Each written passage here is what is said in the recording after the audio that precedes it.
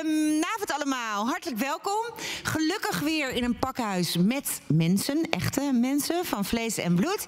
En ook nog allerlei kijkers die via de livestream aanwezig zijn bij ons. En ook een ongelooflijk hartelijk welkom aan u.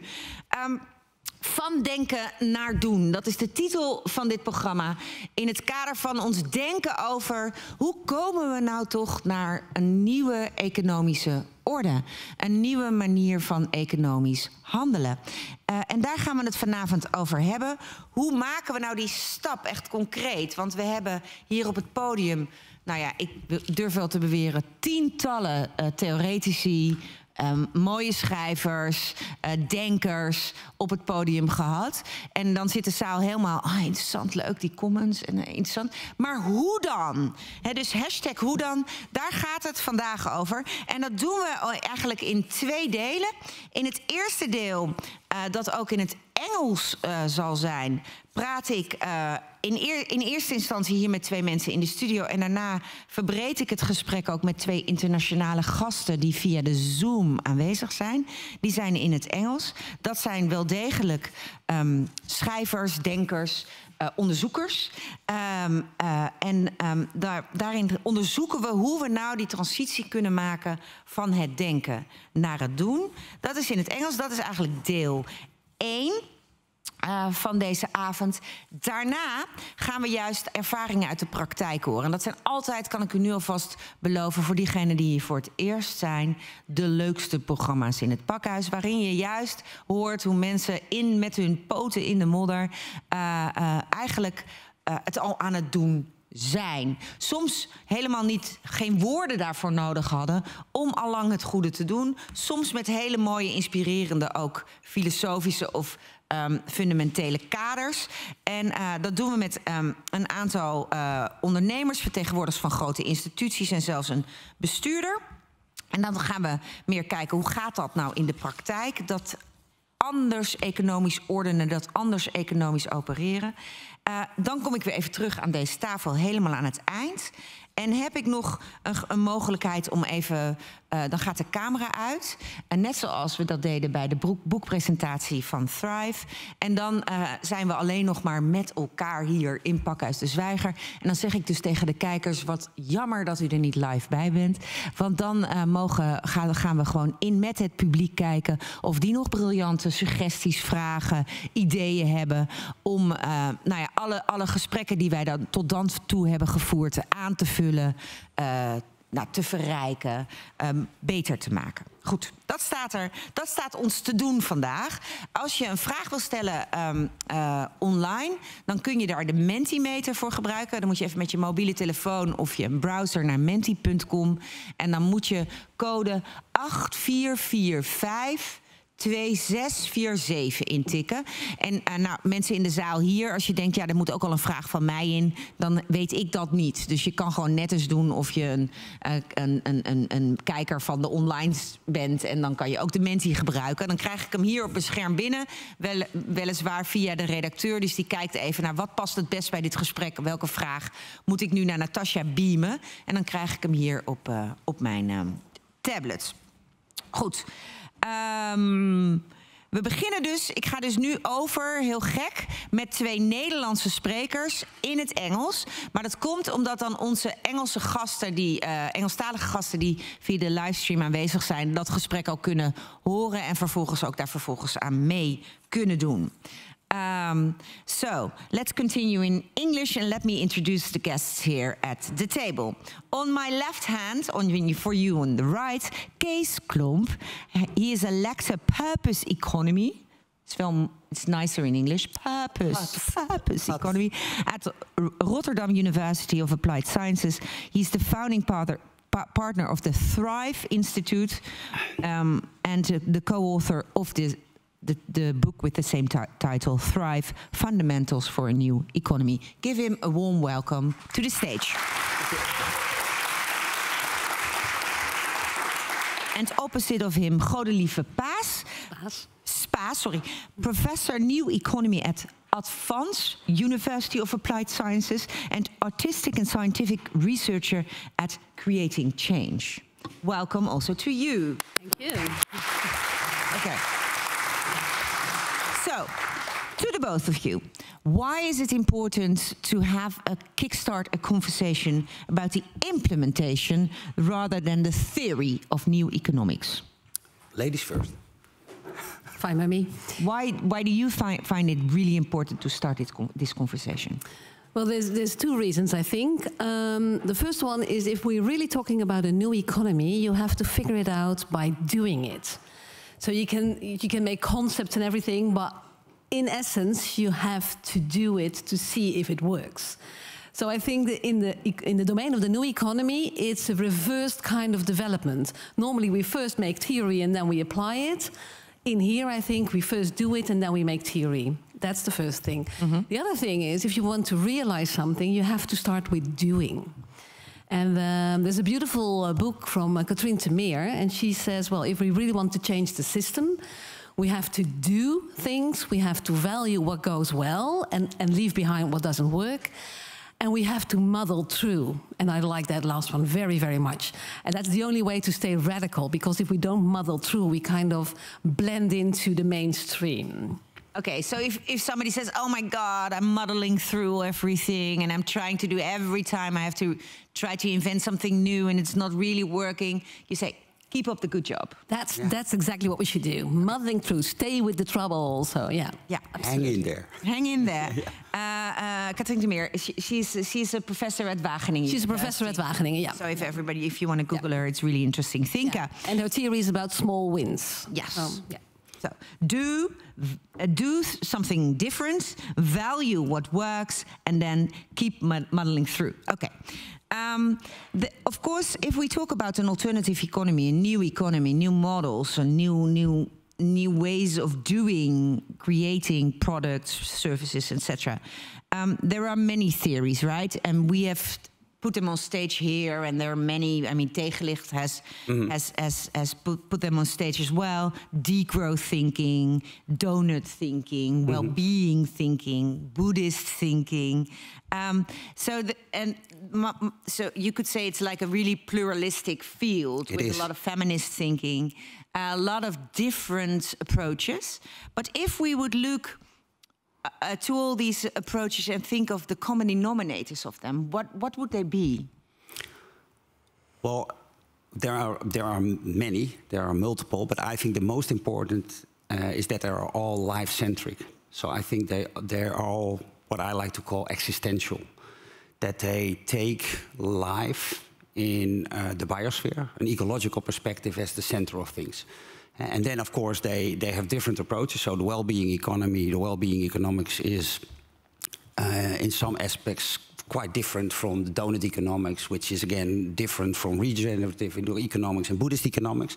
But what they all have in common is that they take life as the highest good, as the most important thing to embrace, and to have an economy serving that rather than the other way around. So not treating the biosphere as capital for human purposes, but rather turn it the other way around and basically serve life as the greatest good. Yeah, and then not life, human life, but all lives. Thinkable. Yes, because human life is interdependent with all the other life. So the idea that we can control nature is delusional. I think we more and more come to terms with that. But the problem is that our economy and economics doesn't really take nature serious.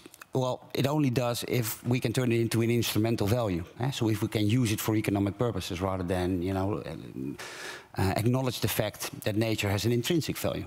Yeah. Okay. What are other common denominators of these critical thinkers in? Well, I think that because if you want to make it life-centered, you need to do something differently. Yes. Yeah, and the first thing that we have to rethink is the way of extracting things from the earth, which is about materials. So we extract them and we don't give anything in return. So we do not regenerate them. So we need to find ways to move from extraction to regeneration. The other thing is, and because the new economy is about people too, is about moving from exploitation. So we are exploiting people, we are exploiting animals, we are exploiting life for the benefit of profit. So we have to rethink that and move towards an economy of co-creation or belonging or relation. Because the only way to become a caretaker instead of a taker is to rethink extraction and exploitation. Yeah, so they have a different worldview, a different view on life. Yes. But they also say we have to stop with some mechanisms or some acting, extraction, exploitation. Exactly, and that is because we're talking about circular economy, but somehow we avoid the question that's underlying, because we keep extracting things and we keep producing more in the circular economy instead of less. So we're still extracting a lot. We're not asking that fundamental question that's underlying it. And I should like to challenge the people coming after us to bring that question to the table. So I'm putting it on your shoulders, okay? Although the good news is that if you take the latest IPCC report, finally the word degrowth is entering the research paper. We're finally acknowledging the fact that green growth is a myth. And that we have green to degrow. Growth is a myth. Yes. Yes. Yes. We agree on that. Oh, that's good. So can you imagine a circular economy with you cannot think of a truly circular economy if there's still extraction? If we still keep extracting the way we do right now, exactly. Yeah. You know that Overshoot Day is today. Is it today, Overshoot Day? Or was it yesterday? Yeah, today. Yeah, today is Overshoot Day. Okay, what is Overshoot Day? Well, Overshoot Day means that we are, from today on, we're going beyond the carrying capacity of our planet for the economy for this year.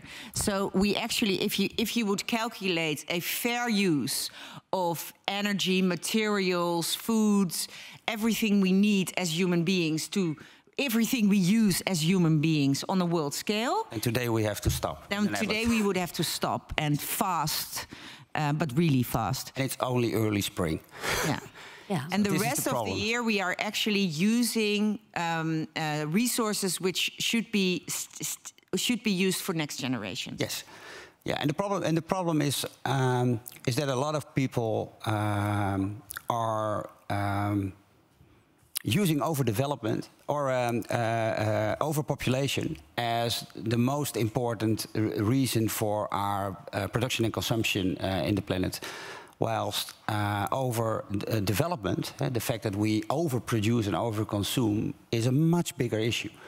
So don't get me wrong. You know, we are with a lot of people on this planet, and that carries a certain weight. But we, over here in the Netherlands and in the other European countries, we are the biggest problem. It's our lifestyle, which is totally dependent on material welfare and therefore hyping up production and consumption. Absolutely, but it's also about the way we do it. If, for example, I was talking with a group of farmers, and they told me, and it was kind of, I never knew, in Europe we have more than enough land to grow our own food in Europe. The point is that we don't have enough nutrients in the soil to grow our food. So the soil is basically dead. So although we have enough land, we have to import the nutrients to grow our food. So, and we can't do that for a long time anymore. So there is actually a point in the near future, about 30 years or something, that we really can't grow anything more on our land. Yeah, because some research shows that in one generation our soils won't be fertile enough anymore. That is already the case, but we can still fertilize with artificial fertilizers, but that takes resources from other continents and to bring them here. Okay, that's a nice picture, or an important, problematic. Happy times ahead. Problematic. Somebody in the audience still wants to know about the overpopulation question, because they say, okay, if there's no overpopulation problem, but a consumption problem in the West, shouldn't we talk about of growing our population in the West? It's a smart idea, yeah. I don't know. This was a question from the audience, it says, but I don't know who it is. Okay. And but does, I mean, you can, you know, we can make jokes about it, but I think what is most important is that we point the finger towards ourselves. Because a lot of the people that point their fingers to overpopulation put their finger to Africa and Southern America, where, you know, the rising population is still quite high, Asia. Where in fact the footprint of those countries is neglectable compared with us.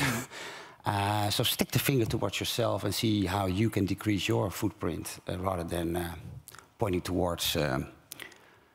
Okay, so we have Overshoot Day. We have a context where we have unfertile soils, and in which we have to import stuff to even be able to grow food.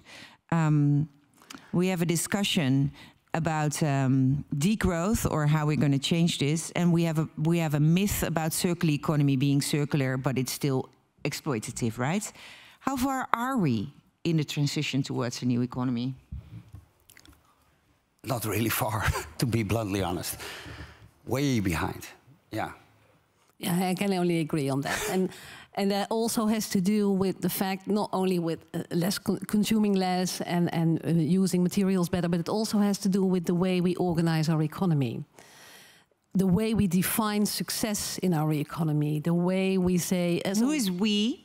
We is, that's a difficult thing. I would say we is all of us. Everybody can scratch on the surface of the economy and challenge parts of it.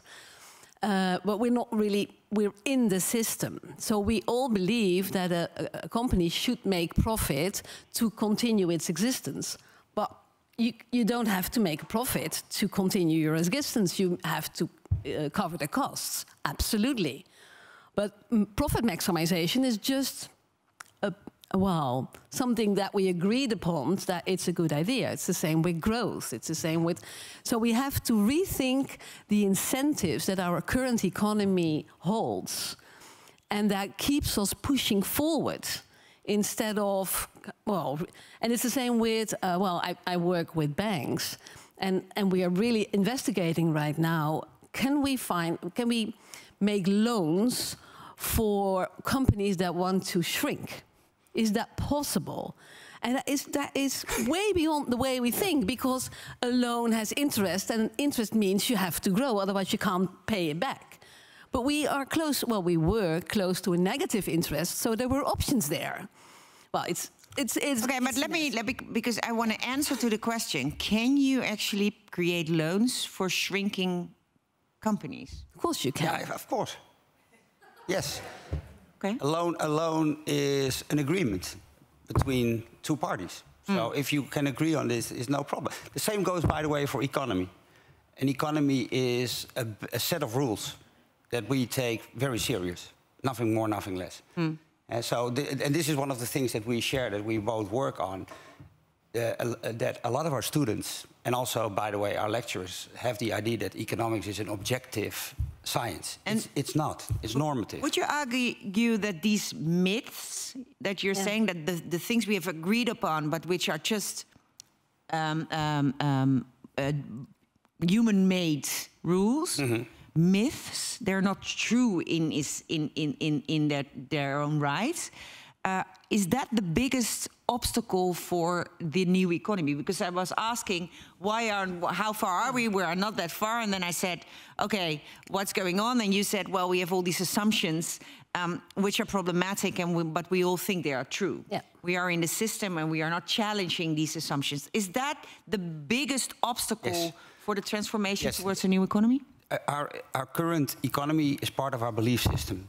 It's ideology. And the problem with ideology is, if you replace it with a new ideology, people go like, no, we can't go this. Now you're becoming political, or you're becoming ideological. But every day I encounter that our students have a certain worldview that they take for granted. And they are 18 years old. Yes, or 19, but they have already or 20. And they say, the economy needs to grow. period. I'd like to be precise because we're talking about a specific type of economy. Yes, true. Because there's many more economies in the world with different rules. So we're talking about the neoliberal economy as we organize it in this time frame. Yes, and in this I part think of the that world. is important because It's always good for a scientist to say, we need to be precise. Yes. but there are examples of other economies that function very well, also right at this moment. So, Yeah, even within our economy. In which these rules or these perceived laws are not applicable. They do not exist in these systems. Yeah. Okay. Thank God. Let me introduce our international guests, Clair Brown and David Bollier. Clair, you are the professor of economics and director of the Center for Work, Technology and Society at the University of California. A warm welcome to you. Thank you. It's wonderful to be here. It's actually warmer in Amsterdam right now than in Berkeley, California. Really? Is it cold there? We're having a cold snap, so it was like 44 this morning, which is cold for us. Is that cold? Yeah. Oh, I don't know. I don't know Fahrenheit. I'm sorry. That's Fahrenheit, not centigrade. Yeah, I know. Oh, that's interesting. It's a really nice spring day here, but it's already evening here, of course. Welcome to you to this venue in Amsterdam. It's great to have you. You are joined by Dave Bollier, and he's the author and director of Reinventing the Commons program at the Schumacher Center for New Economics. A warm welcome to you, David. Thank you. It's great to be with you. Yeah, been on the stage here in Pakhuis. Yes, it's one of my favorite places in Amsterdam. Yeah, thank you. It's great to have you. Where are you situated at the moment? I'm in Western Massachusetts, in Amherst, Massachusetts, in the U.S. And how's the weather there? It's a beautiful spring day. Good. Okay, so Berkeley cooled, and the rest of us are in a nice spring atmosphere. Good. David, you, of course, you are the director of the Reinventing the Commons programs. Which role do commons play, according to you, in this transition we are talking about towards a new economy? Well, I think it's at one time a worldview, an ethos, and a set of practices for getting to a non-capitalist, non-growth situation. And it's, as Kees and Godelieve pointed out, this is a transition we have to move into and find our way through practice. But I think it's a dialogue between practice and the discourse that together have to evolve together into a new space. A non-capitalist, a non-growth, degrowth vision of our economy. More or less. Well, I would put it more in affirmative terms about the commons, as I'll point out in my slides here. I'm going to quickly go through please. 5 minutes of slides just to quickly give a flyby introduction to the commons and how I think it reframes the challenge we face. And I'll start with this about capitalism versus socialism being kind of the default way we often talk about things. And I think we need to get beyond that. And I'll move my hand to indicate the slip of the slide. The problem is that the capitalist storylines are starting to lose credibility with the pandemic and fragile supply chains and climate suggesting the need to reduce carbon fuels and in turn growth. And this is leaving a cultural void that we don't have an alternative discourse for. And at the same time, state power and bureaucracy are often ineffectual. They're centralized in an internet era when there's a lot of bottom-up activity. And so the state is losing a lot of credibility and trust as well. And this is a problem. And the problem is the commons is not seen. It's not named or claimed, and the state and market are often seen as the only consequential forms of power or doing something. So the commons have been misunderstood. But it's actually, the commons is often seen as a resource, but in fact, it's a social system which consists of rules and norms, as well as the community itself. So it's really kind of an organic, integrated, living social organism, you might say. Next slide. And I think it's important to see that the commons is about relationality as opposed to the individualism and transactionalism that the modern worldview and contemporary markets, capitalist markets at least, are all about. It's not embedded in a place. It's individuals and transactions versus ongoing relationships, as Kees was mentioning. Next. And I like the quote from Andreas Weber, an eco-philosopher, who says that science and economics are unable to acknowledge creative aliveness as a ontological foundation of reality. In other words, we can't acknowledge living systems for what they are. We tend to objectify them and make them into property or resources. And this is the root of a lot of our problem. This cuts very deeply, as you can see. Next. But through the commons, value is generated through dynamic living relationships. And I think biology will show that this is how life forms evolved over time through the symbiosis and relations of life forms. And as you could imagine, this is a very different worldview and ethos and operating logic than the modern life we live in today. Next. But we need to shift from this worldview, as we've pointed out. We need to get out of some of these very deep terms that we equate value with price, that progress is all about marketization and privatization, that state power is about this central rational control by a territorial power. These are part of the problem we have to overcome. Next. We have to acknowledge that living systems create lots of unacknowledged value. As you can see in this iceberg image that the Community Economies Research Network has produced, there's lots of things that social systems and ecological systems do as living systems that is valuable. It's just not monetized or propertized. Next. So the commons is about a coherent alternative theory of value, and it's based on these different forms of relationships we have, which have to do with fairness and the linking of responsibility and entitlements and these other things mentioned there. Next slide. So people often ask, well, how can the commons expand or how it work? I'd like to just sort of quickly go through 8 quick recommendations. Next.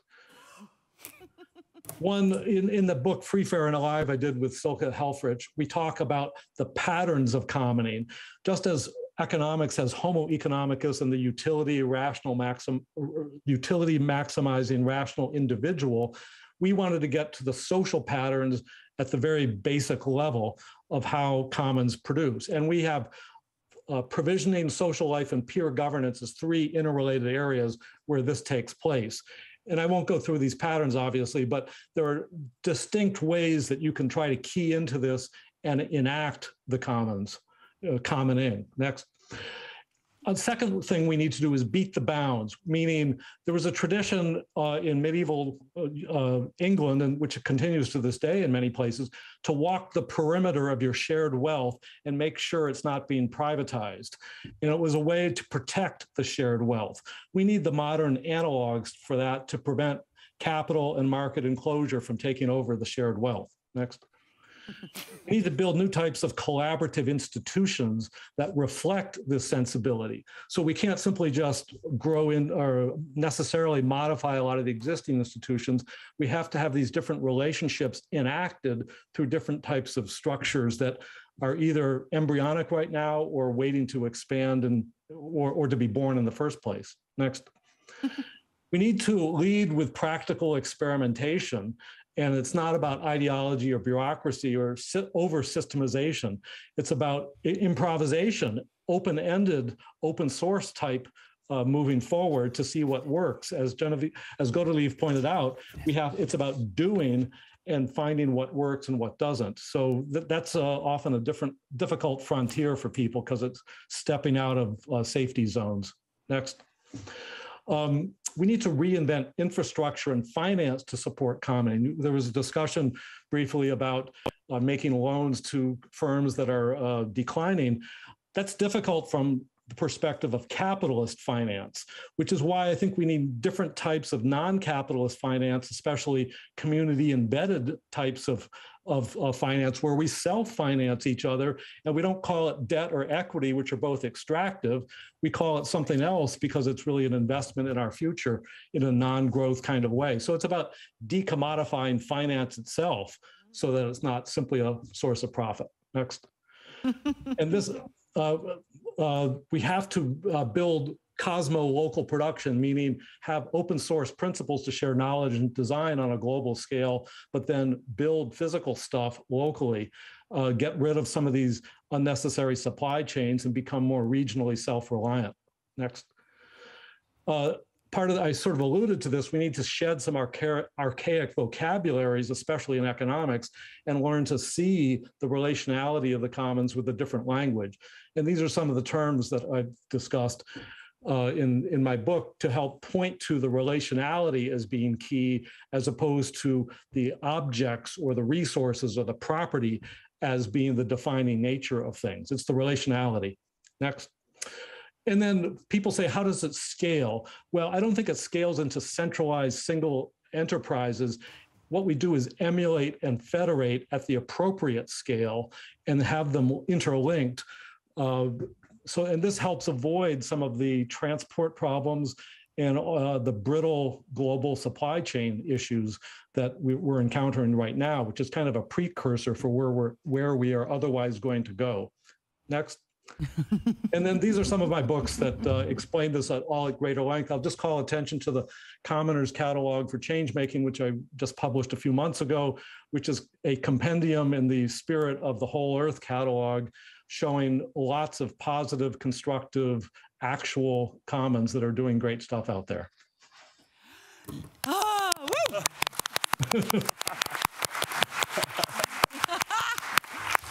Oh, David, I was like, oh, wait, I don't understand it completely yet. And then you're next. Very good. That's what we have discussion and question and answer for. Yeah. 8 points. This is how we do it, and it's a lot, right? I mean, but it's everything we said. We need new languages, new models. We need new ways of thinking in finance. We need a different approach to what life is. We shouldn't objectify it.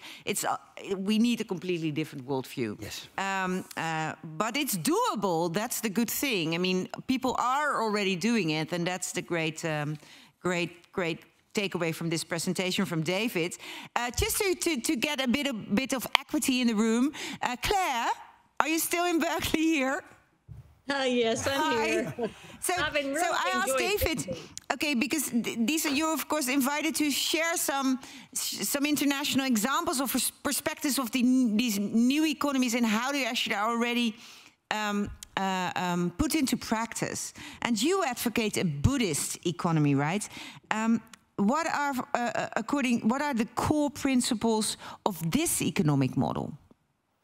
That's a great lead-off question. So let me just quickly take you through my slides. Next. Yeah. So we get like this crash course in Buddhist economics. Amazing thinkers. Yes, please. And so we want to start talking. Can you just put up the whole slide? Thank you. We have our. Let me just talk about, first of all, I want to focus on our two most critical economic problems of inequality and climate change. Next. And so we know our new economic goals, sustainability. Oh, that wasn't, can we go back? I'm sorry. Sustainability, the well-being of all, and a fair income distribution. Next. So we know that the neoliberal economic model has definitely caused inequality and climate crisis dramatically to deteriorate over the last 30 to 40 years. And so we know that the worldview has been awful, that people are selfish, only care about themselves, that people are separate from nature and can use nature however they want to for their materialistic standard of living, and that market supply and demand gives us some kind of optimal outcome. Well, we know that the last 40 years taught us that has only caused enormous climate crisis and inequality. And so the new economics, which I call Buddhist economics, but really it encompasses basically everything we're talking about today. where people are altruistic as well as self-caring. These are very realistic assumptions. They've been shown by neuroscientists to be true, that people are interdependent with each other and with the planet, and that's now an ecological scientific principle, and that everything is interdependent and changing. Next. So basically, I want to remind us that interdependence is now, even though it's been around for over 2,000 years as a philosophy, that is now recognized as a core law of ecology where everything is connected to everything else. There is one ecosphere for all living organisms, and what affects one affects all. Next. So we know that we no longer, we're going to toss out the materialistic neoliberal economic goal of maximize profits and that national income must grow and grow, that more is better. We know that to be false. And so we know that our goals now are to provide well-being for all of us in a sustainable world. Now, Buddhist economics adds one more important goal, I think. We know the well-being of body and mind is important for everyone, but also the well-being of the human spirit. And we'll come back to that in a minute. Next. But just remember, human spirit belongs to all of us. So the new economic policies actually are known and they've been practiced. And we have lots of studies on them. Actually, as an economist, I worked on inequality and discrimination problems for decades. And as we were showing the world what the right policies were to reduce inequality and provide an equitable world, inequality was growing and growing. I looked at my colleagues. I said, just a minute, we're just failing. We're doing an awful job. The problem really was politics. We knew the policies, but no one was listening to us. And so then we started focusing on the climate crisis. And once again, emissions were going up as the climate scientists gave us roadmaps for how to get to clean energy. And I looked at my colleagues, I said, you know what? We can't fail. Where inequality is increasing, the climate crisis is growing, we've got to do better. But we know, Joe Stiglitz and others already showed us that countries and companies choose the level of inequality and the carbon footprint by the policies that are adopted. And we also know that we have these roadmaps for 100% clean energy. Hey, Babylon decades ago taught us that people feel worse off as inequality grows from these invidious comparisons and conspicuous consumption. That even if my income's the same, if people above me, the rich are getting richer and richer, I feel worse off. So the problem really is politics. Emissions are rising, inequality rising, yet we can see the climate is affecting the well-being of people with heat waves, drought. And it's like we're making the planet uninhabitable. So next slide. So let me just tell you that the good news is sustainability and equity are intertwined. And so if we really decide that we're going to create a new economy that really is equitable and sustainable, then this is going to go together. When we decrease inequality, we definitely decrease consumption and carbon emissions within each country and across countries. And so you can see from this slide that the US is the world leader in our CO2 average emissions per person at 16.4 tons annually. Hey, the EU is a lot better, but it's still very high, 6.7 tons of CO2 per person per year. And the UN says we can only have 2.1 tons of CO2 per person per year by 2050. Now, the problem is that as individuals, we can't really we can do a little bit, but we can't do very much. We absolutely have to have a systemic transformation of our economies if we're going to get anywhere near the goal that's required to reduce carbon emissions. But when we do that, we'll also be reducing inequality. Next. So, okay, so I said, everywhere I went and I talked about creating the new economy or Buddhist economy, everybody say, hey, that's just pie in the sky. What's happening? Is there anything you can point out?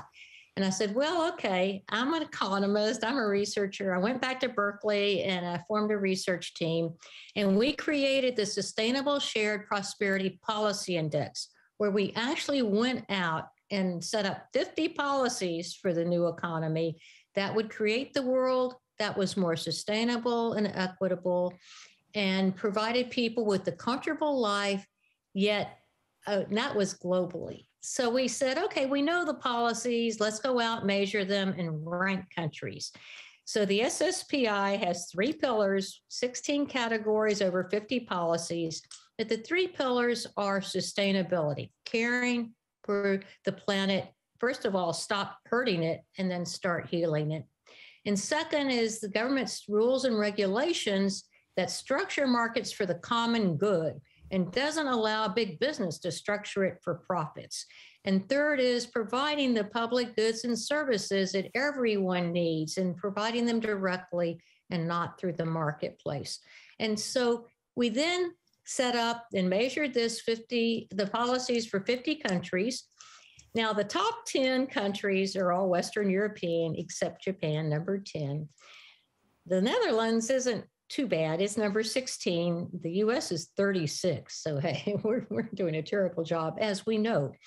But if you use the SSPI and dig down, you'll see, like in the Netherlands, you're pretty weak and can do much better on sustainability, especially your energy policies. Your market structure could be improved, especially on taxation, and which would make it more progressive and higher revenues. And you do quite well in public goods, so you do quite well in human rights, public safety, and infrastructure, but you need to help and do a better in your global role by helping other countries that need help. Next. But let me just tell you, across all countries, everyone's weak on sustainability. Carbon emissions are too high. We have too wasteful consumption and with overconsumption, and we need better protection of groundwater. So we have a lot to do on sustainability. The strongest pillar actually is public goods and services. And the OECD countries are doing quite well in providing healthcare and education, infrastructure, and so forth. Next slide. So we know the policies. We need the political will to implement them, to really come together, and we need to help. The rich countries need to reduce their consumption so the developing world can increase their consumption and have adequate food and water, and shelter, healthcare, education. So one of the things that I want to say is that we know the policies, we know what we want. We really have to come together and demand the systemic changes that create the economy that we want and we need. And it demands courage. We need the courage to demand the action right now from countries around the world, and we need the political will. It's a lifetime commitment and process, and I hope we'll all join together and make it happen. Thank you.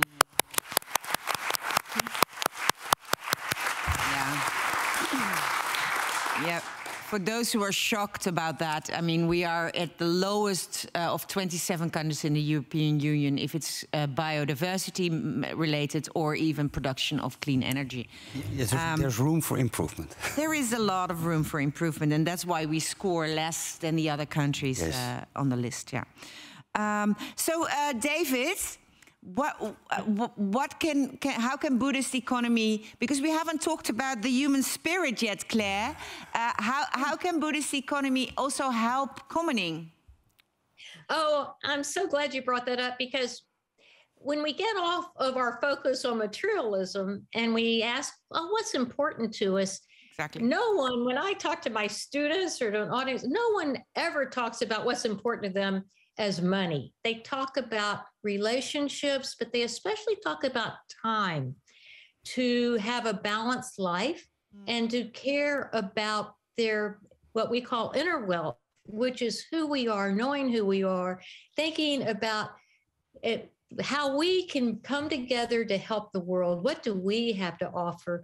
Because when we help other people and when we come together and join with other people to create a better world, it actually makes us much happier and makes us feel good about who we are and what we're doing. So people, we need time, and we need time to be with others. We need time to know who we are and what our true value can be in helping the world. And so to me, that's really an important part of an economy. Yes. Providing a balanced life. Thank you, Claire, for clarifying that, because I thought you had a cliffhanger in your presentation about that. And then let's go to David and ask him this Buddhist thinking, how does it enrich the theories on commoning the economy? I think it is one of the more, the deeper, more systemic approaches to relationality, which is why I think it has a lot to say about the larger human predicament we're in.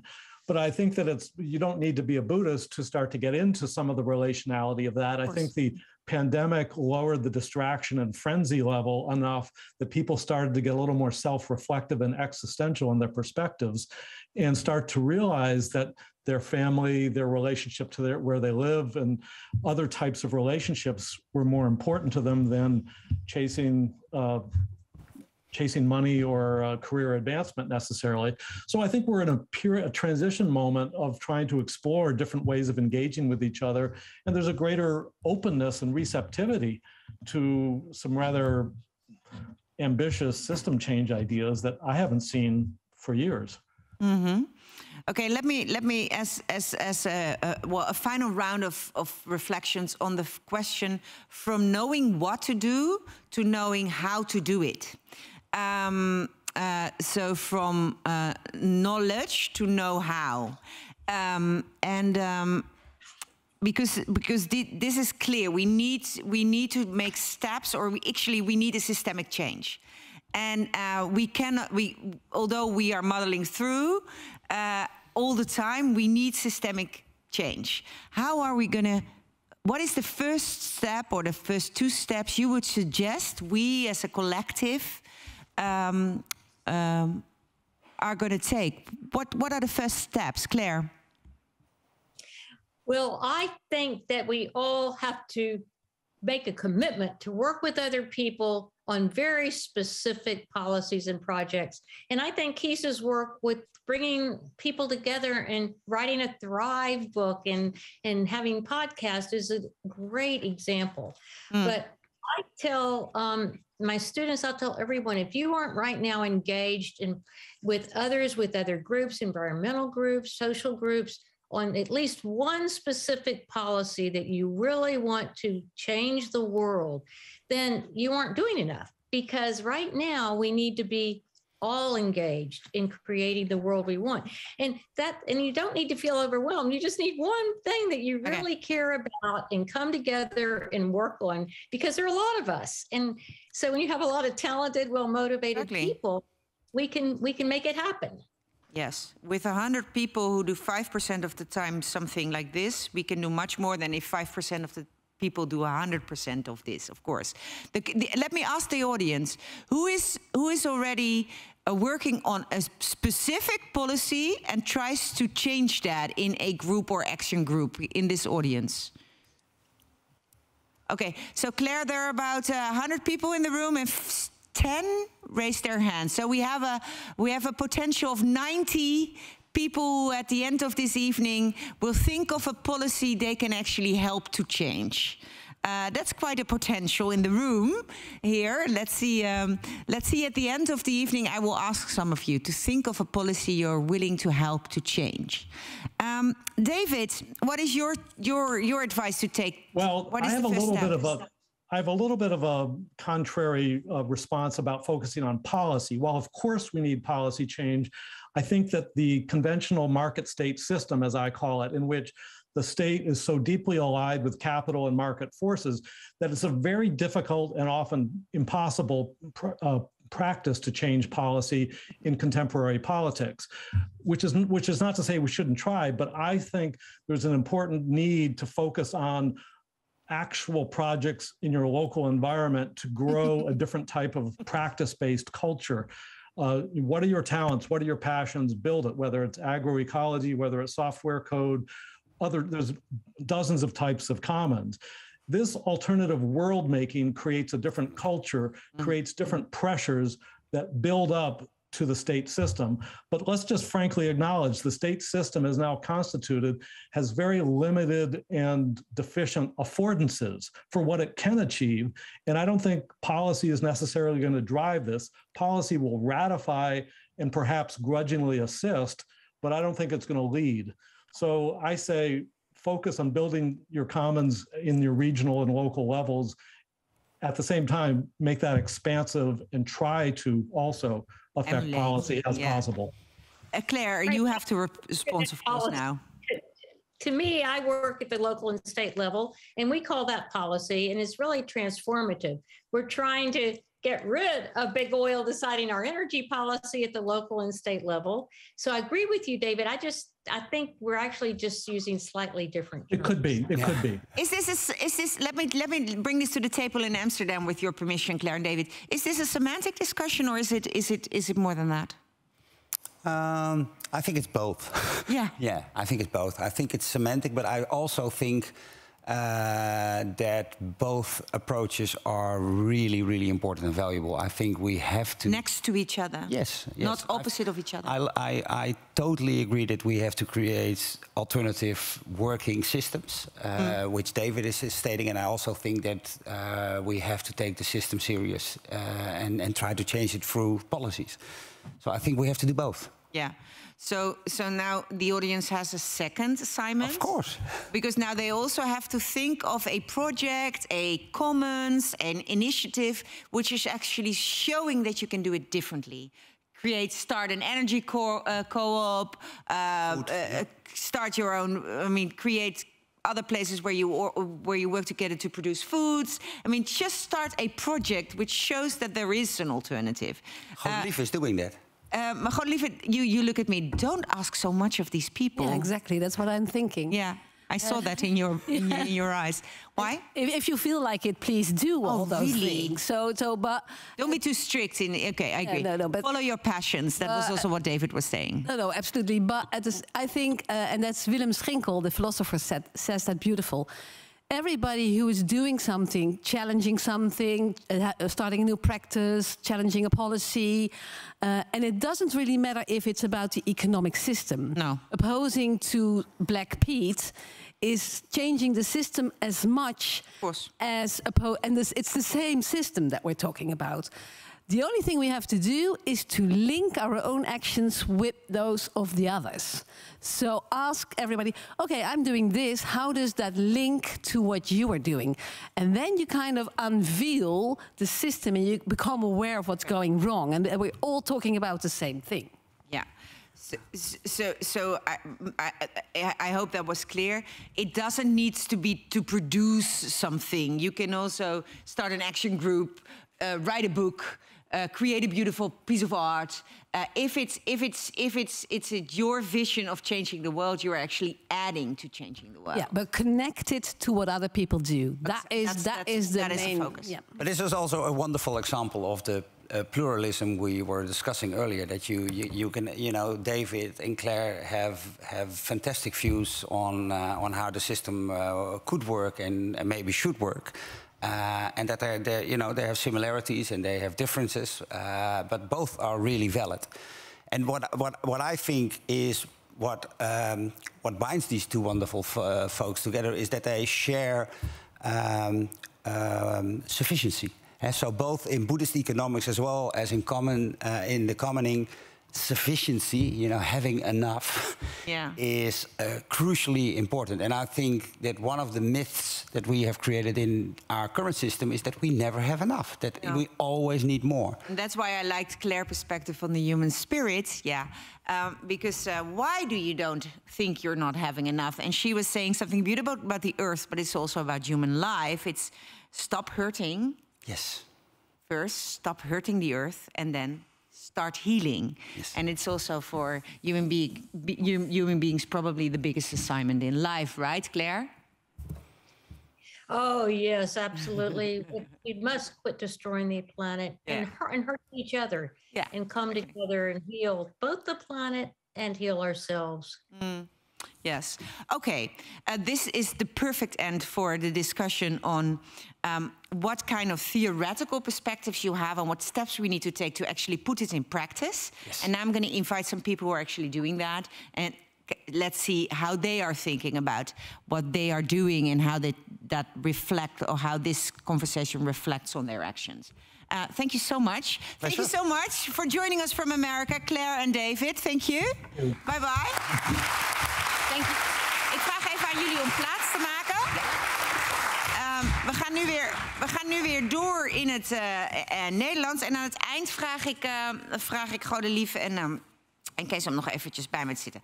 Laat ik jullie introduceren aan de 4 sprekers met wie we uit de praktijk gaan praten. Hoe doen ze dat nou, die nieuwe economie, in de praktijk? Maurits Groen, een goeroe in het Nederlandse duurzaamheidsbeweging. Maar nu moet ik zeggen dat hij Chief Impact Officer is bij Holy Greens. En hij doet vele andere dingen. Hij is medeoprichter van Kipster en oprichter van de Wakka Wakka Foundations. Dames en heren, een groot applaus voor Maurits Groen. Welkom. Het is altijd maar, zeg maar, de eerste 3 regels van alles wat die man doet. Irina van der Sluis, Senior Responsible Investment Specialist bij Nationale Nederlanden Investment Partners. Hartelijk welkom, Irina.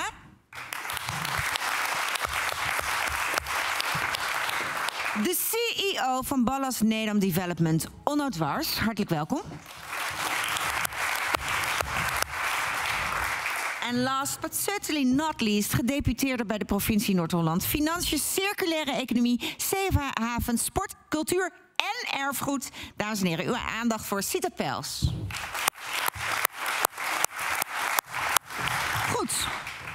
4 mensen die met hun poten in de modder staan. Eén iemand die allerlei duurzame ondernemingen helpt, starten, steunt, financiert, financiering zoekt, organiseert, netwerkt. Iemand die echt bij een hele grote institutie, een grote verzekeraar, denk ik, Nationale Nederlanden, investment specialist is voor senior responsible investment. Groot bedrijf, Ballast Nedam, bouwt, ontwikkelt hele steden. En dan ook nog eens een keer de baas bij gedeputeerde van de provincie, een politicus of bestuurder. Hè? En hoe luisterden jullie naar deze conversatie? Ik ben gewoon even benieuwd. Was het heel herkenbaar? Dacht je, doe ik? Wat riep het bij je op? Ja, aan de ene kant wel. Aan de andere kant zei ik net ook tegen Sita, als je Bollier hoort praten, dan besef ik in ieder geval zelf hoe ongelooflijk diep die ideologie, dat paradigma van de huidige economie ook in jezelf zit. Zeker. Ook al ben je decennia bezig om dat systeem te veranderen, het zit zo diep. Dat paradigma veranderen, dat is echt heel hardnekkig doorwerken. Zelfs bij iemand die al echt bijna een halve eeuw bezig is met duurzaamheid. Met duurzaamheid, met op een andere manier de wereld willen veranderen. Je zegt, zelfs bij mij zit die taal van die huidige economische orde zit gewoon ook in mij. Het woord schuld bijvoorbeeld, hè? We definiëren terecht, hè, dat weet u allemaal zelf ook wel. We definiëren economie op een bepaalde manier en daar horen allemaal begrippen bij. En het woord schuld vind ik dan bijvoorbeeld een heel mooi begrip. Ja. Dat is zelfs moreel geladen. Als je een schuld hebt, dan ben je niet oké. Dan heb je iets goed te maken naar een ander. En geld, als je op een bankpapiertje kijkt, dan staat erop dat het eigenlijk een schuld is. Geld is eigenlijk een schuld aan iemand anders. Het is heel bizar. Ja, lees dat maar. Want als het over geld praat, dan aangesproken. Je moet even in de microfoon praten, dan kan iedereen je verstaan. Kijk, ik luister hier naar Natasja en ja, muziek in mijn oren, absoluut, natuurlijk. Ik werk al 25 jaar in internationaal maatschappelijk verantwoord ondernemen, mensenrechten en bedrijfsleven. Ik ben part-time yoga-juf, dus ik snap boeddhisme, dat weet Kees ook. En we kennen elkaar uit verschillende werelden. Maar ik wil ook wel even opmerken dat ik het belangrijk vind om ook stil te staan bij mensen die niet de luxe hebben om dagelijks met purpose bezig te zijn of met yoga-meditatie. En de reden dat ik het noem, ik ben 47 jaar geleden geboren in Zuid-Limburg. Mijn opa werkte nog in de mijnen, mijn ooms werkten nog in de mijnen. En als ik thuis kom, dan gaat niemand praten over purpose. En als ik ga uitleggen wat ik wil, dan haakt heel veel van mijn familie af. En de reden dat ik noem, ik denk dat het wel heel belangrijk is om de angst die in heel veel mensen leeft, in Nederland, in Frankrijk, Marine Le Pen, overal in de wereld, dat wij dat ook moeten adresseren. Want als wij te zeer gaan vooroplopen, dan breekt de maatschappij. Hey, Irina, en reageer, dat snap ik. Hè? Dus je zegt, kijk uit dat die taal, hè, want het ging over taal, andere concepten, dat die niet zo ver weg staan van die van mensen die gewoon hun leven soms aan het overleven zijn, dat je ze eigenlijk verliest. Ja, precies. Dat snap ik. Maar hier wordt claim gelegd, ook door bijvoorbeeld Clair, dat het deel van de oplossing is. Namelijk dat als je minder ongelijkheid accepteert in de wereld, minder accepteert dat er exploitatie plaatsvindt en extractie, dat dan het voor iedereen beter wordt. Ook voor jouw oom en tantes, neven en nichten in Limburg. Nou, met hun gaat het goed, hoor. Nee, als metafoor, omdat je het zelf aanbracht. Ja, maar dat is nog steeds heel erg denken. Dat is niet doen. En dat is nog steeds niet adresseren dat er angst is voor pandemie, voor achterblijven bij globalisering en dat soort zaken. Dus hoe betrekken we mensen erbij die niet het vocabulaire hebben, die niet de luxe hebben om hierbij stil te staan? Nou, en dan heb ik dus een hele luxe positie, Irina. Dat heet namelijk de vraag stellen is haar beantwoorden. En dan mag ik zeggen, nou Irina, hoe doen we dat dan? Nou ja, ik denk dat sommige sprekers inderdaad terecht zeggen dat we die gesprekken gewoon moeten voeren overal. Dus ik vind het heel fijn dat we vanavond hier die kans hebben. Maar ik werk dus voor een vermogensbeheerder. Die is overgenomen door een grote Amerikaanse zakenbank. Ik werk in dat soort torens. Dus ik zou ook iedereen willen oproepen hier, als je nog student bent of je gaat solliciteren of je wil een mid-career change. Ga bij fossiel werken. Ga bij de oude economie werken. En ga ook proberen het gesprek aan te gaan met mensen die het niet met je eens zijn. Daar waar het scheurt. Ik had bij de ASN-bank kunnen blijven nog 20 jaar. Ik heb besloten om het niet te doen. Stap te zetten naar de grote boze wereld. En daar proberen ook interne zaken te veranderen. En dat is eigenlijk de strategie die Clair voorstelt. Namelijk, ga naar een wereld, kijk naar een policy, een regel waarvan jij zegt, die moet anders. En ga daarmee aan het werk. En je zegt, dat is de strategie die ik heb gekozen. En al die verschillende gesprekken hierover, die helpen. Niet altijd alleen maar met like-minded, maar juist met mensen die je oneens zijn. Hoe luisterde jij naar dit gesprek? Ja, ik zag eigenlijk aan de ene kant zag ik een onrealistische wereld ontstaan. Waar ik dacht van, ja, weet je kan commons bouwen, je kan het op zichzelf laten bestaan. Maar ontstaat er ook een wereld die losstaat van de andere wereld, waar we ook eigenlijk moeten funden. Dat geld wat er rondpompt in de wereld zorgt ook voor de goede zorg. Zorgt voor die ambtenarensalarissen, zorgt voor allerlei systemen. Dus volgens mij gaat het veel meer over de prikkeling die dat manier van denken eigenlijk weer terugbrengt in de huidige economische systemen. En ik zie voorlopig wel een hybride oplossing als een tussenoplossing wellicht. Maar ik denk de economie zoals we nu hebben. Ik mag werken bij een internationaal bedrijf. Het welvaartsniveau en het welzijnsniveau wat we hebben gebouwd in Nederland, ook al staan we op de rankings niet heel erg goed op alle onderdelen. Vanwege duurzaamheid. Daar moeten we zeker ook aan werken. Daar ben ik een groot voorstander van. Maar ik wil ook aangeven, er zijn ook delen van onze economie, hoe we zorgen dat geld ook weer wordt gedistribueerd op andere onderdelen, is ook heel belangrijk. Gezondheidszorg in Nederland is gewoon top. En dat hebben we heel goed geregeld. En alleen met commons gaan we dat niet redden. Dus ik denk dat er een mix moet staan. Dat zie je ook steeds meer. Ik werk dan bij een grote ontwikkelaar bouwen in Nederland. Grote gebiedsontwikkeling. De sociale component is weer terug op de tekentafel. En dat is denk ik wel wat deze stromingen hebben gebracht. Dat we weer gaan ontwerpen, niet enkel vanuit de huisvesting van een dak boven ons hoofd. Zorgen dat ze droog en warm zijn. Maar dat we juist weer gemeenschappen gaan bouwen. En dat hoor ik heel duidelijk terug. En daar word ik heel erg enthousiast over. Want ik zie dat die kracht in die buurten echt aan het veranderen zijn op het moment dat wij het anders weten in te richten. Ik heb de stroomversnelling mogen doen.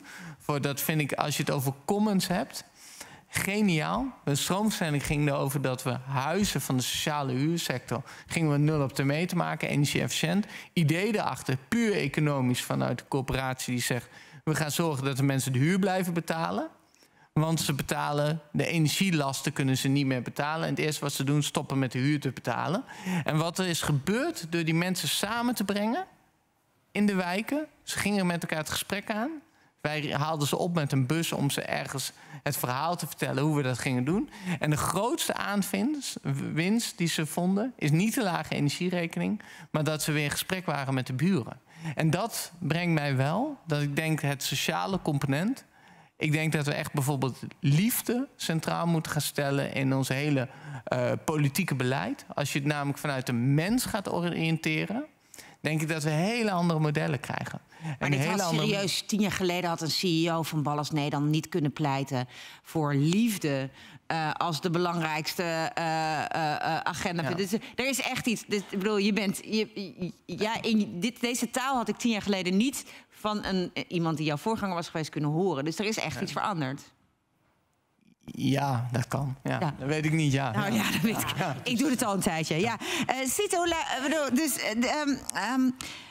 heel veel van hier wordt gesproken is, of het nou gaat over policy change, waar Claire over hebt, system change, instituties veranderen, politiek, waar liefde hoog op de agenda moet staan, gaat over politiek. Dit gesprek, we hebben een gesprek over nieuwe economie, maar de rol van de politiek, het politieke, om het maar even iets minder dan alleen maar over instituties te hebben, is heel groot. Hoor je dat ook? Voel je je dan aangesproken? Ja, het was voor mij eigenlijk een hele goede herinnering waarom ik de politiek in ben gegaan. Dat was niet omdat ik dacht, hé jongens, het gaat hier hartstikke lekker. Ik wil graag meedoen, maar dat we juist hele grote dingen moeten veranderen en dat aan moeten durven gaan. Dus ook inderdaad, ga bij een groep zitten waar je misschien niet meteen het meeste thuis voelt. Waar het schuurt en proberen het radicaal de andere kant op te sturen. Ja, jij bent heel erg fan van besturen met de VVD, hè? Ja, dat doe ik met liefde op dit moment. Ja. Dat bedoel je, toch? Ja, ik vind wel dat je daar moet gaan zitten waar het schuurt. En tegelijkertijd bij heel veel aannames dan ook de ruimte voor jezelf moet nemen om daar vraagtekens bij te zetten. Want ik geloof bijvoorbeeld niet dat onze grote bedrijven onze gezondheidszorg aan het betalen zijn. Van waar is die bevestiging? Als je kijkt naar de belastingplaatjes, zijn wij dat vooral met z'n allen en niet de grote bedrijven. Dus ik vind dat je dat soort dingen moet uitdagen. Ik vind het een grote eer om te zitten waar ik zit. Maar dan heb ik ook de rol om dat continu uit te dagen. En al die aannames die er zijn, van we hebben dat soort hele grote bedrijven nodig, want anders stort de boel in. En of het moet op een bepaalde manier om dat uit te dagen. En tegelijkertijd vind ik aan de idealistische kant, die vanuit mijn hetzelfde te doen, natuurlijk heel sterk is. Dus ook om te zeggen, ja, maar die grote bedrijven, die hebben wel heel erg veel impact. Dus als we daar dingen veranderen, dan krijgen we zoveel meer voor elkaar dan alleen ons blind staren misschien op een paar hele mooie, kleinere initiatieven. Dus ik denk dat dat ook onze taak kan zijn als idealistische bestuurders. Dat je zegt, we kunnen allebei doen en de status quo uitdagen.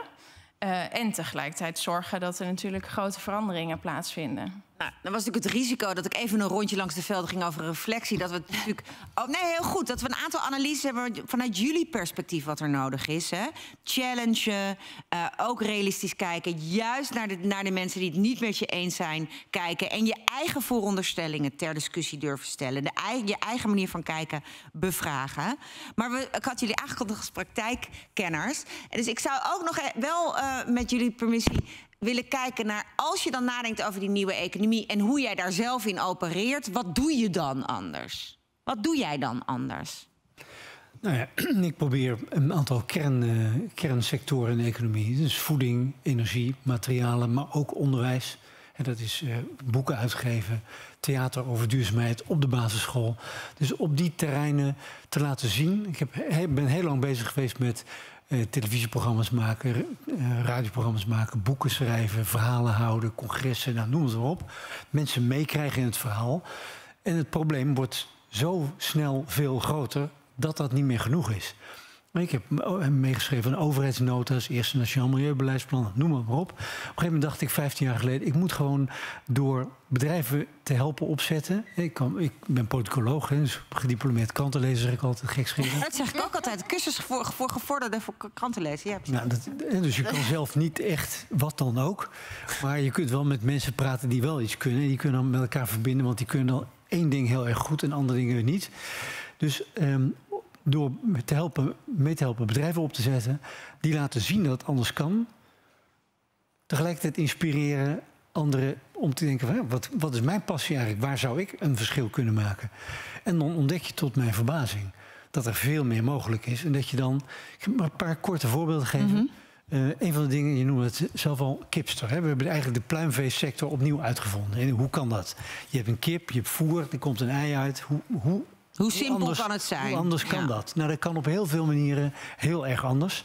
Geen tijd om het uit te leggen, maar het is gelukt om Lidl, een supermarkt waar de mensen met de kleinste portemonnee naartoe gaan, om die zo gek te krijgen om voor 5 jaar voor een gegarandeerde goede prijs, waar zij een marge op kunnen maken, maar waar wij van kunnen blijven bestaan.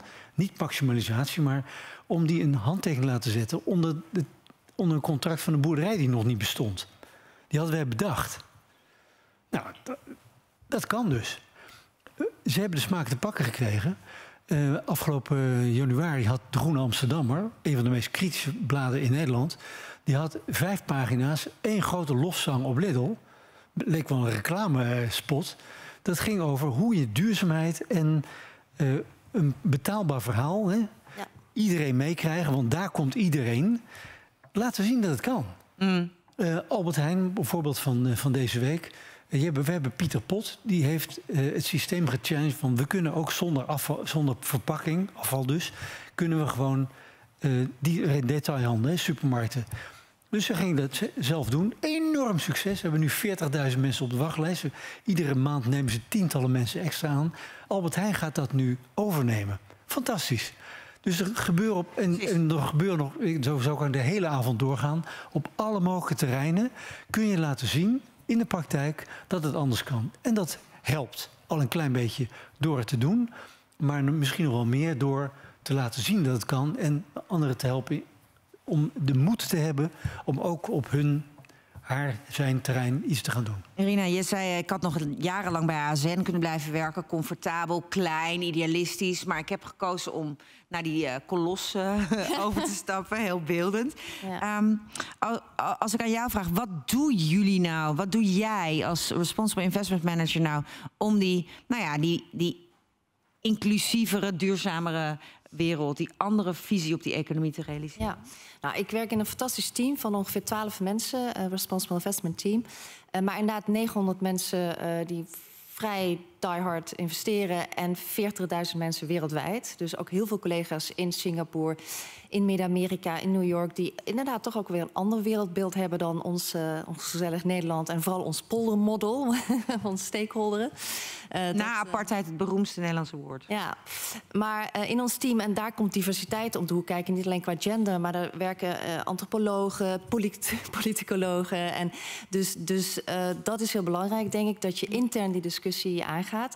Ik denk dat de meeste mensen wel eens van ESG hebben gehoord. Environment, Social and Governance. Oké, dat zijn dan de duurzaamheidscriteria die in de financiële wereld wordt gebruikt. Ik denk dat 5-6 jaar geleden dat nog een beetje een marketingtool was. Maar nu integreren we dat in onze investeringen. Wij vanuit NNIP hebben al 91% van onze fondsen geïntegreerd. Daarnaast hebben we nog strikte criteria's op ESG en restrictie in impactfondsen en sustainable fondsen. En natuurlijk kunnen we met engagement dialoog voeren met de grote Aholds en Unilevers, et cetera, van deze Shells van deze wereld veel bereiken. Voting, we zijn heel actief in stembeleid. Hè. Steeds meer bedrijven komen ook met een zogenaamde Say on Climate. Dus dan komen ze zelf al proactief. Ook de mijnbouwbedrijven zeggen van, joh, wij moeten klimaatplannen maken. Wat vinden jullie hiervan, beste aandeelhouders? Nou, dat kon je inderdaad 5-6 jaar geleden ook niet bedenken. Dus daar ben ik super trots op en daar gaan we aan doorbouwen. Ja, je zegt eigenlijk was tot helemaal niet zo lang geleden die environmental, social en governance vragen. Met die blik kijken naar je investeringen was eigenlijk een nice to have of een greenwashing soms ook wel van marketing. Misschien, ja. En je zegt, en nu zie je eigenlijk alle grote, want je werkt echt bij een van de grootste financiële instituties van de wereld. Bij ons wordt dat nu gewoon geïntegreerd.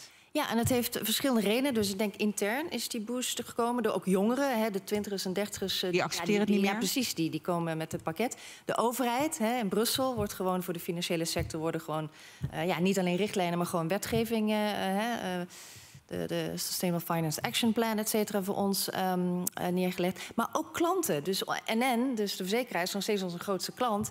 Europese klanten met name. Ja, er gaat geen gesprek met een klant voorbij zonder ESG te noemen. Dus dat is die systemic change waar we naartoe moeten. Dat kan nu dat tippingpunt zijn. Je ziet dat echt gebeuren. Ja. Oh, nou, het was heel leuk, hè, Ballas. Nee, ik had al heel erg lang gepleit dat Amsterdam... naast het bouwbesluit, waar nog best wel veel dingen in mis zijn... het nationaal bouwbesluit, dat Amsterdam een eigen bouwbesluit... toen kwamen jullie natuurlijk alweer veel... Jullie zeggen, man, we hebben helemaal... Ballas Nederland heeft zijn eigen bouwbesluit genomen. Hoe luidt die? Wat is de essentie daarvan? Kijk, ons bouwbesluit van Nederland zorgt er allemaal voor... dat wij op korte termijn mogen gaan verhuizen... naar hooggelegen delen in Nederland. Ja. Onze bouwbesluit voldoet op geen... Dat is de nationale, hè? Bedoel je? Ja, het nationale bouwbesluit zorgt ervoor dat we echt gewoon... ten dode zijn opgeschreven. Eigenlijk is het gewoon crimineel wat erin staat. En dat meen ik oprecht. En ik vind dat dat echt veel scherper moest. Wat wij hebben gedaan... Change policy, ja precies. Nee, heel goed. Wat wij hebben gedaan is, we hebben ons eigen besluit gelanceerd. En we hebben daarvoor bouwbesluit gezet. En hebben gezegd, eigenlijk beste collega-ontwikkelaars, conculega-ontwikkelaars, beste gemeentes, beste provincies, beste overheid. Dit is eigenlijk de ondergrens die je vandaag de dag al zou mogen vragen aan elk gebouw wat gerealiseerd wordt. En wat houdt dat in? Dat wij zeggen, ja, grondgebonden woningen, ik schaam me ervoor om te zeggen, maar die zouden eigenlijk allemaal energie-neutraal nu al kunnen zijn. Geen enkel probleem, nieuwbouw gesproken. Bestaande bouw kan ook, maar dat is een andere discussie. Maar we hebben ook gezegd, alle gebouwen moeten natuurinclusief zijn. Wij hebben gezegd, alles moet deelmobiliteit standaard aanjagen. Dus het versterken daarvoor. Wij nemen ook extra maatregelen ten aanzien van gezondheid. Ten aanzien van het sociale component om mensen met elkaar te verbinden. We hebben er allemaal opgezet wat wij standaard doen om iedereen aan te jagen. En ik schaam mij ervoor dat ik zeg energie-neutraal. Waarom ik mij ervoor schaam is omdat we eigenlijk energie-positief moeten bouwen. We moeten CO2-negatief gaan bouwen. We moeten klimaatadaptief bouwen. We moeten biodiversiteit gaan herstellen. Ik mocht het uitleggen aan kinderen van 13 jaar... In Zwolle, in een school, mocht ik uitleggen dat wij nog maar 30% van onze biodiversiteit in Nederland bestaat nog maar. Ik zei, het is bij gebrek aan historisch besef dat jullie niet weten hoe een wereld die biodiversiteit kent eruit ziet. Daarom zet ik mij persoonlijk heel hard in om natuurinclusief bouwen in de wet te krijgen. Vorige week nog bij Hugo de Jonge gezeten om dat te doen. Ik was een van degenen die de hand opstak. We hebben ook mede voor gezorgd, samen met GroenLinks en met D66... dat gasloos bouwen bij wet is afgedwongen van nieuwbouw.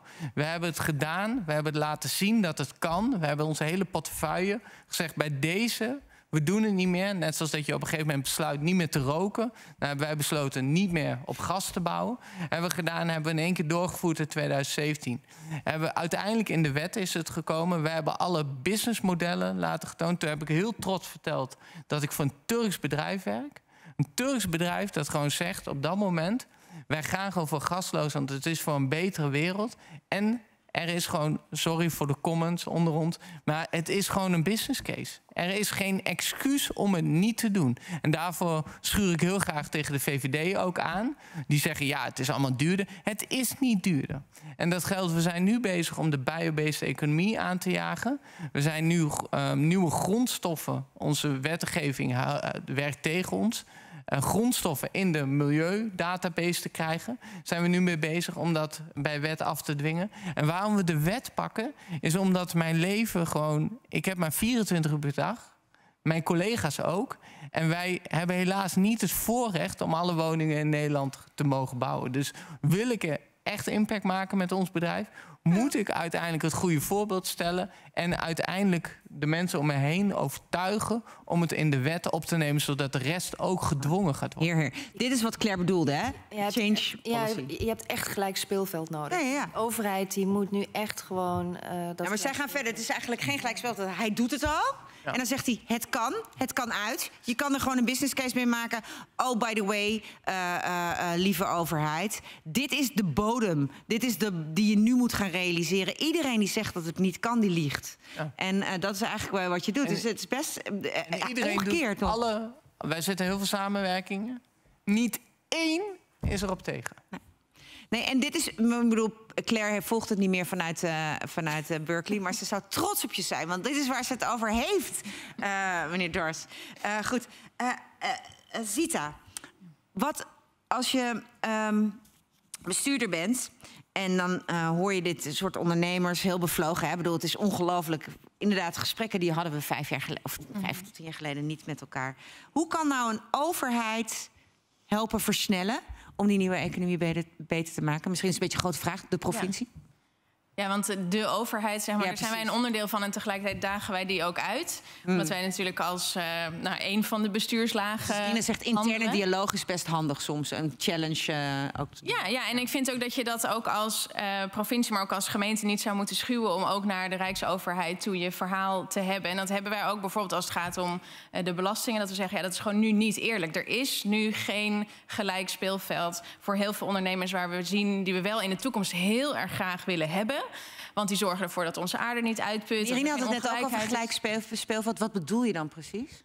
Nou, nu zien we dat heel veel externe kosten, dus daar waar het klimaat erop achteruit gaat, maar ook op onderdrukking bijvoorbeeld, die verdwijnen nu in onze maatschappij. Die betalen wij uiteindelijk met z'n allen en mensen in andere landen ook nog echt met hun leven. En hier met diepe armoede. Dat is gewoon, dat is de prijs die we met z'n allen betalen. En die externe kosten, die moeten we de bedrijven intrekken. Dus dat moet intern in de bedrijven terechtkomen. En om dat te doen, zeg maar, dat is het gelijke speelveld. Dat gewoon de opdracht is van elk bedrijf wat wij hebben in Nederland, maar bij voorkeur in de hele wereld. En als we dat zouden willen, dan zijn er echt dingen die niet eerlijk zijn op dit moment. Dus dat is ons belastingstelsel, dat is ook de wetgeving. Want ik herken ook heel erg het beeld dat ook aan mijn bureau van, nou, dan komt er een voorstel. En dan heb ik gelukkig inderdaad altijd ondernemers die komen en zeggen, dit kunnen we gewoon regelen hoor, in onze sector. Want daarna staan er 10 klaar in de rij. Die komen veel te veel gevraagd. Niet aan beginnen. Je zet de hele markt op slot. Komt geen woning meer bij, zeg maar. Hè. Dus dan, dat is de tegenkracht waar wij ons tegen moeten verzetten. En ik vind dat wij dat ook, dus als mede-overheid, ook naar een Rijksoverheid gewoon moeten communiceren en helder maken. Wij vinden dat jullie, we gaan er helaas niet over, maar wij vinden dat jullie het belastingstelsel aan moeten passen. Maar wij doen natuurlijk zelf ook dingen, want vinden is 1 en doen is 2. Dus als provincie ook, wij proberen op allerlei manieren aan te jagen. En juist ook die nieuwe ondernemers een plek te geven. Dus we hebben allerlei ondernemersprogramma's waar iedereen aan mee kan doen. Heb je een leuk idee? Doe mee. Wat leuk. Nu zegt iedereen, wat voor een leuk idee moet ik hebben? Nou ja, voor een mooi project. Het mag ook in je bedrijf zijn. Wat dus bijdraagt aan die nieuwe economie, aan die nieuwe wereld. Dan kan je meedoen al met dus een idee. Bij GoNH kan je dan al aansluiten. Dat is een van onze programma's. Tot en met de financiering. Dus wij proberen eigenlijk ook de hele reis die een ondernemer moet maken, proberen wij te faciliteren en ze aan te jagen. En ook podium te geven door hoe wij communiceren. Dus wij zeggen ook als provincie, er is straks nog maar 1 economie. En dat is een circulaire economie. Wij doen er niet voor onder. We gaan niet de normale economie ietsjes beter maken. We gaan echt naar een nieuw systeem en naar een nieuwe economie toe. En daarvoor hebben we die ondernemers gewoon keihard nodig. Want die zijn het aan het doen. Zeg maar, ik kan er iets van vinden, ik kan het reguleren, ik kan het aanjagen. Maar ik heb geen fabriek, ik heb geen mensen die dingen aan het maken zijn. Dat moeten die ondernemers doen. Even een beetje pest hoor, maar waarom subsidie? Waarom niet gewoon de wet? Ja. En de reden dat ik de vraag, het is flauw hoor misschien, maar kijk, ik werk dus inderdaad al 20 jaar in internationaal maatschappelijk verantwoord ondernemen. Soft law. Hè? Internationale bedrijven zouden zich moeten houden aan basale mensenrechten. Normen op klimaat, milieu. 20 jaar wordt gepolderd, wordt in de SER gesproken. Allemaal prachtige best practices. Maar geen gelijk speelveld en nog steeds niet in de kern van een bedrijf verankerd. Nu wordt er in Brussel gesproken over een due diligence wet. Nou, die is alweer watered down en noem maar op. Dus ik denk dat de overheid, en daar is Amerika, je kunt veel over de VS zeggen, maar die zetten het wel gewoon in de wet soms. Gewoon Kotuna Xinjiang en noem het maar op. Waarom niet gewoon zeggen, dit moet gewoon? Ja, nou als ik dat mocht doen, dan zou ik dat ook doen. Dus ik ben er helemaal voor dat we dat ook natuurlijk vanuit onze Rijksoverheid gaan doen. Zat er misschien maar een andere coalitie. Moet ik er weer hard aan werken dan volgend jaar in ieder geval voor mezelf. En dan over een paar jaar weer voor de Tweede Kamer. Maar ja, dat ben ik helemaal met je eens. Want waarom zou je het subsidiëren? Nu, voor mijn gevoel, subsidiëren we tegen de ongelijkheid op. Dus dat het ook... Subsidie is de verkeerde kant op. Ja, dat is nu, maar dat weet iedereen, hè? Ja, precies. De hele fossiele economie wordt gewoon met tientallen miljarden gewoon gesubsidieerd. Ja. Zo erg is het zelfs, in plaats van andersom. En wat jullie doen is gewoon fantastisch, hoor. Maar dat is natuurlijk een beetje...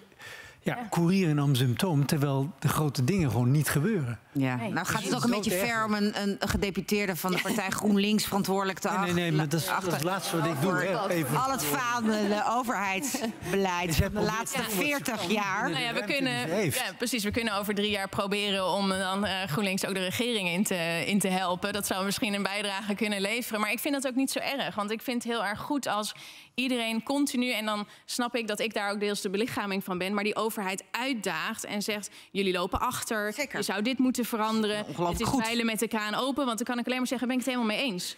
Maar als ik het niet doe, nee, ik word natuurlijk heel blij van als vertegenwoordigers van Ballas Nederland en Nationale Nederland, als die zeggen, hallo wetgever, doe eens wat aan je wetten. Heb ik dan meteen behoefte om een cursus democratietheorie en burgerschap te geven en wie dan wat moet doen. Maar daar zal ik me maar niet aan overgeven. Dus jullie zeggen, we doen allemaal al wat. Maar ik vroeg net aan het begin bij Kees Klomp, en ik ga hem over 5 minuutjes op het podium vragen om daarop te reflecteren. Maar gaat het snel genoeg? En zijn antwoord was nee, het gaat niet snel genoeg. Ja, maar dat is natuurlijk volstrekt evident. Ja. Het is echt bloedirritant. Ik heb Drawdown meegenomen, mijn Bijbel. En dat zijn de top 100 oplossingen tegen klimaatontwrichting. Die zijn door duizenden wetenschappers uitgerekend, jarenlang. Van wat draagt er nu het meeste bij aan het verminderen van de uitstoot van CO2 en dergelijke. En wat kost dat dan? En wat is de rank? En wat levert het op? En dan blijkt er gewoon dat het redden van de wereld een rendement oplevert financieel van 235%. Dus doe je het niet voor de wereld, doe het dan voor je portemonnee. En ik van, allemaal uitgerekend. Er zitten hier ondernemers in de zaal die dit soort dingen gemaakt hebben, gewoon in Nederland, hebben het heel moeilijk om gewoon financiering te krijgen. Wat staat op 1? Ja, niemand weet dat, maar dat is koeling, hè? Koeling. 10% van alle, even één zin, 10% van alle elektriciteit in de wereld wordt gebruikt voor koeling. 10%. Dat gaat stijgen naar 30%. Dat wordt vaak fossiel opgewekt, dus dat versterkt het broeikaseffect met alle ellende van dien.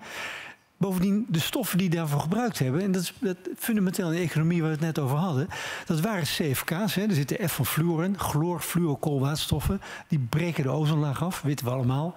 De mensheid heeft heel snel gereageerd, moeten we uitfaseren. En wat hebben we er in de plaats gedaan? HFC's. Nog steeds de F van, je weet wel, fluor. Geen probleem voor de ozonlaag. Een bom op het klimaat. Dat is een familie van stoffen die 3000 tot 9000 keer krachtiger zijn als broeikasgas dan CO2. Ja, maar luister, dat is gewoon het verschil. Als je dat, laatste zin, als je dat vervangt, die ene maatregel neemt, dat is nummer 1. Dat is het verschil tussen 1,5 en 2 graden mondiale temperatuurstijging. Mijn zoon heeft 1 keer met Maurits gesproken. En toen heeft hij meteen definitief gekozen om 2-talig onderwijs te gaan doen. Om deze reden. Nee, het is gewoon Chinees zo. Dan. Chinees, Engels, whatever. Nee, het geval is dat het echt niet snel genoeg gaat. Het is zo dramatisch voor de bouw. Hij praatte met Maurits, hij was zo geschokt, hij dacht ik moet 2-talig onderwijs doen. Okay. Ik moet gewoon een alternatief hebben. Want, voor Nederland, dat bedoel je? Voor Nederland. Nee, maar wat er aan de hand is dat bijvoorbeeld het CO2-budget, als je dat per sector omrekent, wij als bouw- en vastgoedsector hebben tot 2027 om volstrekt naar CO2-neutraal te gaan. 2027. Zo dichtbij is dat budget. En dus we hebben nu last van stikstof.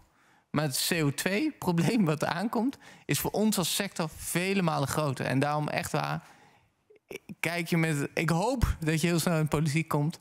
Maar echt waar, we hebben gewoon druk nodig van elkaar. Want de commons hebben gelijk. Als je goed zorgt voor elkaar, zorg je ook goed voor jezelf. En dat is uiteindelijk wat we nu zijn vergeten te doen. En daar moet onze overheid, die de belangen behartigt van ons allemaal en niet van ons individu, die moet daarvoor opstaan. Ja, en wij moeten allemaal opstaan, want een representatieve democratie functioneert niet zonder een goede maatschappelijke democratie. Dank je. Dat was Irina. Ik zit, dankzij jou heb ik een beeld van Zuid-Limburg, een oude mijnstad, in mijn hoofd. Ja. En ik probeer me voor te stellen dat daar nu een paar mensen zeggen, oh Irina. Aan de koffie zitten. Irina is bij Pakhuis. We kijken even mee met de livestream. Hoe kijken ze naar dit gesprek? Nou ja, weet je, ik denk dat het een goed voorbeeld is om nog even door te pakken. Want kijk, volgens mij heeft de overheid in de jaren 70...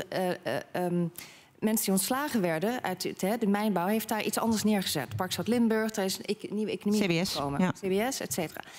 Die luxe hebben heel veel andere landen niet. Dus ik pleit wel voor een just transition. Ik weet het goede Nederlandse woord niet. Een rechtvaardige transitie. Ja, een eerlijke transitie. Gaat het te langzaam? Vast. Maar voor sommigen ook te snel genoeg. Dus we moeten wel zorgen dat... Kijk, het is heel makkelijk om te zeggen... we stappen allemaal nu uit fossiel. Maar wat gebeurt er met de banen over de hele wereld?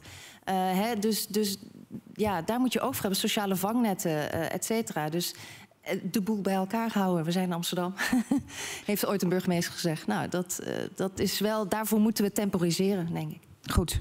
Ik ga nu afsluiten voor de livestreamkijkers. Het is 9:45 en we hebben geprobeerd om eerst met Kees en met Godelief... en daarna met de twee sprekers uit het buitenland te schetsen wat er nodig is. En vervolgens hebben we met jullie verkend wat er al gebeurt... en dat dat heel veel is, dat er ook heel veel kan...